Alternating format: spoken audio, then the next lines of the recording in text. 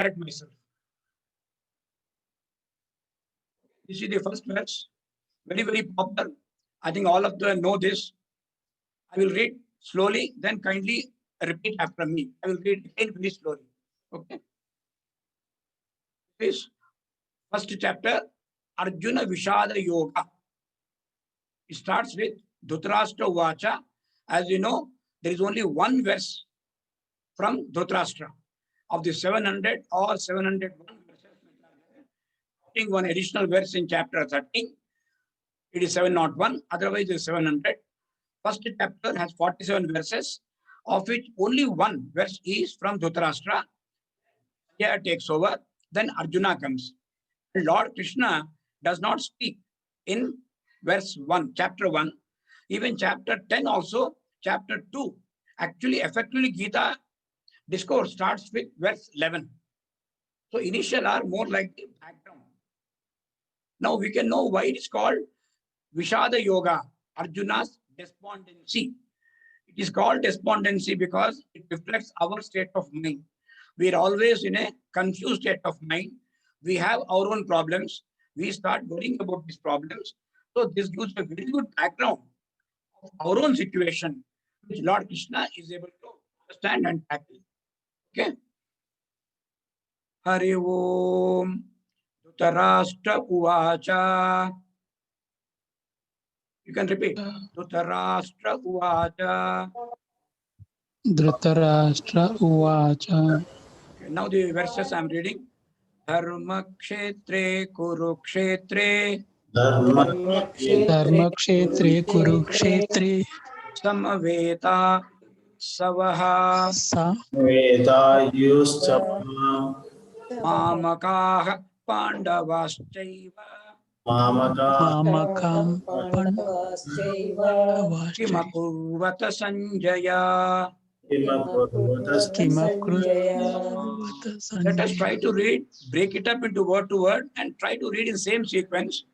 Dharma Kshetre Kurukshetre Dharmakshetre Kurukshetre Samavetaha Yuyutsavaha. Samaveta Yuyutsava. This is called Visarga. Visarga is normally not there when you read fast. Samavetaha Yuyutsavaha. Samaveta Yuyutsava. Mamakaha Pandavaha Cha Eva. Mamakaha Pandavaha Chaiva. Chaiva is a sandhi. Cha Eva. Split is Cha Eva. If you join together, it becomes Chaiva. Similarly, Pandavaha and Chaiva add together, you get the yes sound comes in between. Pandavas Chaiva. That's what it came. So I will read both. I will read together. Mamakaha Pandavas Chaiva. Mamaka Pandava Chaiva. Mamakaha Pandavaha Cha Eva. Mamakaha Pandavaha Chaiva. Kim Akurvata Sanjaya. Kim Krishna is asking, Kim Akurvata. Oh Sanjaya, what did they do? Who? Pandavas and my own children. What did they do? Kim Akurvata Sanjaya. Now read together. Dharma Kshetre Kurukshetre Dharmakshetre Kurukshetre Samavetaha Yuyutsavaha Samavetaha Yuyutsava. Mamakaha Pandavaschaiva Mamakaha Pandavaschaiva. Kimakurvata Sanjaya. Now you can see the green which are shown below is in a prose order.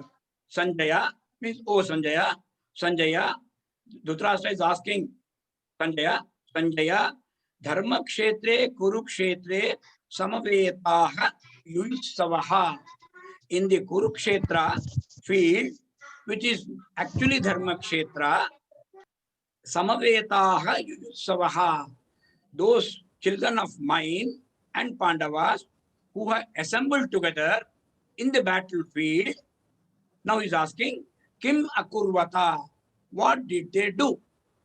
So in a prose, when you read like this, Sanjaya, Dharmakshete Kurukshete Samaveta Yutsavaha, Mamakaha Cha Pandavaha Eva Kim Akurvata is a question. Oh Sanjaya, on the sacred field of Kurukshetra, Yutsavaha means desirous of fight. They have come there. They have come to fight and settle their issues. Whatever issues they had, whatever mutual recrimination, anger, all these problems they had, they wanted to solve, settle on the battlefield. Desirous of fight. What did the sons of Pandu and mine do? That's what Dhritarashtra is asking. If this Dhritarashtra was over, not appear again. Okay? Now you can see the word towards specific meanings. Sanjaya, oh Sanjaya, Samavetaha Dharma Kshetre Kurukshetre, assembled on the sacred, it is a very, very sacred field, but we'll elaborate further. Assembled on the sacred field of Kurukshetra, Yudhutsavaha, desirous of fighting, Pandavaha, the sons of Pandu, Cha, and Mamakaha, Eva, mine also, Kim Akurvata, what did they do? So here I will tell you one thing. In Sanskrit verses, you will quite often find these words cha and tu. Cha normally means and. Tu also means and or but, etc. Sometimes this cha and tu will come, they're really not required. Because the verse is there, it must have exactly 8 letters. Sometimes gaps are there. To meet this grammar requirement, sometimes the words cha and tu have been added. No, there is a very interesting comment. All of you know Telugu also. When Sanskrit verses are translated into Telugu, so they should only translate only the operative words, not cha and tu, which are sometimes redundant and superfluous. If you translate that also, it becomes unnecessary. అందుకే మనం అంటాం తెలుగులో అంటామట తూచా తప్పకుండా రాశాడు అంటాడు. తూచా సందర్భాల్లో అవసరం ఉండదు. తూచా అవసరం లేనప్పుడు రాయకూడదు, ఉన్నప్పుడు నా మీనింగ్ ఇవ్వాలి. సో ఆ పద్ధతి ఒక వాడుకలో మాట వచ్చేసింది అనమాట. తూచా తప్పకుండా చెప్పాడు అంటే అర్థం చేసుకోకుండా అనవసరంగా ఉన్నది ఉన్నట్టు కాపీ కొట్టాడు అర్థం వస్తుంది అనమాట. So that is the meaning of that. But anyway sometimes ta and tu have meaning, sometimes they are redundant, depending on the context. Now, interesting verse. We have seen the first word in this verse. First word in the first chapter of the first verse is dharma. Dharma kshetre. And what is the last word in Bhagavad Gita? Last chapter, last verse is again equally famous verse. Yatra Yogeshwara Krishnaha, Yatra Partho Dhanurdharaha, Tatra Sri Vijayo Bhutihi, Dhruva Nitir Matir Mama. This is the last word of the last verse of the last chapter. Mama. First word is dharma. Now dharma and mama together, what they say is, if you take only these 2 words also, there Bhagavad Gita is covered. Mama dharma. Dharma mama. Mama dharma means what I should do. What is my real duty? I have come in this world. What is the purpose of my life? All these very big philosophical questions are answered in these 2 words, mama dharma. So elaboration of is nothing but Bhagavad Gita. Lord Krishna has done this. He has elaborated what is mama dharma. Then he tells you, Sarva Dharman Parityajya Mamekam Sharanam Vraja. It explains to you in chapter 18 what actually I should do. So, dharma, the first letters, last 2 letters are mama. This comes in, again, Sanjaya repeats this. So, together it gives this. And Sanjaya itself is a beautiful name, Samyak Jayaha. In Sanskrit, every name, every word has a very, very detailed meaning. If you are able to break up that word, understand no word is meaningless. Every name. Arjuna. Arjuna means fair, white. Krishna. Somebody says it means dark. It can also mean attract. He attracts the devotees. Karshati, Karshati iti Krishna. That is what he does. Now, similarly, Sanjaya means Samyak Jayaha. Samyak Jayaha means properly winning, winning successfully. So it is very, very positive and auspicious note for the beginning. That is what Yudhishthira does. Now, again, we can see the word Dharma Kshetra. Kshetra, as we know, Kshetra means a piece of land. Kshetramu, Kshetra Phalamu, we call it Telugu, area. Kshetramu. Kshetra is area. Kshetra is a piece of land. Land by itself has no meaning. It all depends upon the land is fertile. Whatever we put, we come in that. So actually, there is a chapter called Kshetragna Yogaha, chapter 13, Bhagavad Gita. Where Kshetra refers to human body. Our body itself is a Kshetra. So Bhagavad Gita has multiple meanings. It's not just a battle between two warring cousins. It is our internal struggle. Our human body itself is a Kshetra.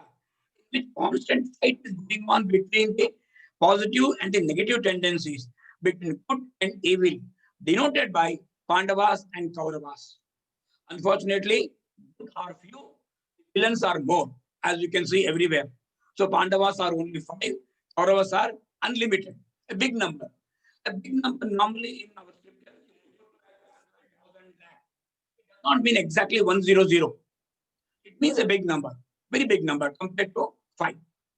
Now, in the Kshetra, whatever seeds I put, I get the same result. Sow seeds of dharma, you can reap the crop of punya. You sow seeds of adharma, reap the crop of the papa. So dharma are like seeds, not like grains. Because difference is, in case of grain, if you yield, if you kg of rice, maybe 3 kg of annam. If you prepare food, it may become 3 kg. But 1 kg of seeds can become 1 acre full of grains. The ratio is unlimited. That is what Bhagavad Gita, one more verse is there, which says, Swalpamapyasya dharmasya trayate mahato bhaya. Swalpam, very little. You do one small good thing, the result you get is big. Swalpam api asya dharmasya trayate mahataha bhaya. That means once you pursue, once you follow the path of dharma shown by Lord Krishna, even we make a little progress, it protects one from great fear of birth and death. You can see in every verse, every Shastra, there is what is called a Palasruti. In Palasruti, they say, if you do like this, you get like this. You do like this, you get like this. It is written. Maybe I read Vishnu Sahasranama 2 times and say, why I am not getting liberation? Lord Krishna has not given a time frame to you. Nobody has given a time frame. How long did it take? It has not been mentioned. Because the time frame is very long. It may take time. It will come.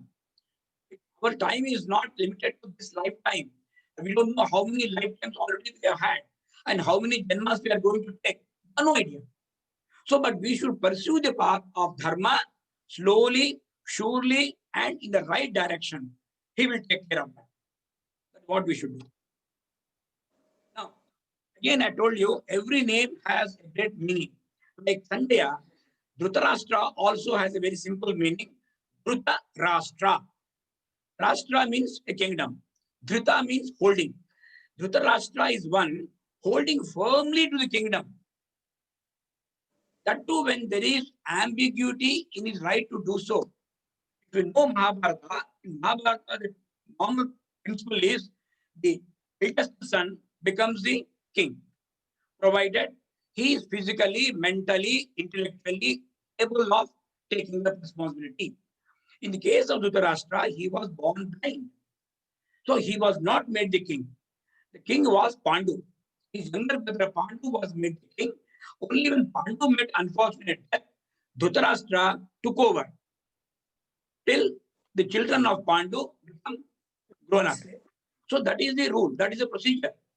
So Dhritarashtra's right to kingdom itself was in a doubt. But even then, he was so infatuated with his sons, especially Duryodhana, that he was blind, not only physically, but mentally also he was blind. Dhritarashtra, that's what they say. And his petty mind, you can see in the very first verse, he says, Dharma kshetre kurukshetre samaveta yustava pandavaha mamakaha. Why should he say mamakaha? If he says my children, everybody is covered. Or if he says pandavaha, he should say kauravaha. He is not saying pandavaha and mamakaha. That means even the very first question, answer is there. That means he knows which side has to win. He wants only his children, or he considers only Kauravas, Dhritarashtra, and those people as children. He does not consider Pandavas as his own persons. That means mine and ours. This is one problem all of us face. Mamakara, most dangerous thing. Mamakaratvam, mamatvam. If you say I and you, why do you differentiate? But everybody is one and the same. You have that idea, the problems are solved. So now this is the Kurukshetra is one where there is a constant battle, as I told you, between good and evil. There is a continuous conflict. Now, Dharma Kshetra is a place, when you say Dharma Kshetra, it denotes all positive activities, attributes, piety, goodness, godliness, holiness, piousness. Whereas when used Kurukshetra, it becomes conflict, divergence, disagreement, clash, argument, quarrel, inconsistency. All negativities are appearing in the word Kurukshetra. And Dharma Kshetra denotes our original state. When a baby is born, it is absolutely innocent. It is pure. It has no sort of a malified intentions or ideas in its mind. Gradually, society makes the person what we are today. So, Kurukshetra is the danger in which we are falling into. So, Bhagavad Gita's main purpose is it wants to take us back to our original state. We are now in the Kurukshetra. Kurukshetra, we should all go back to Dharma Kshetra. It incidentally is our original home.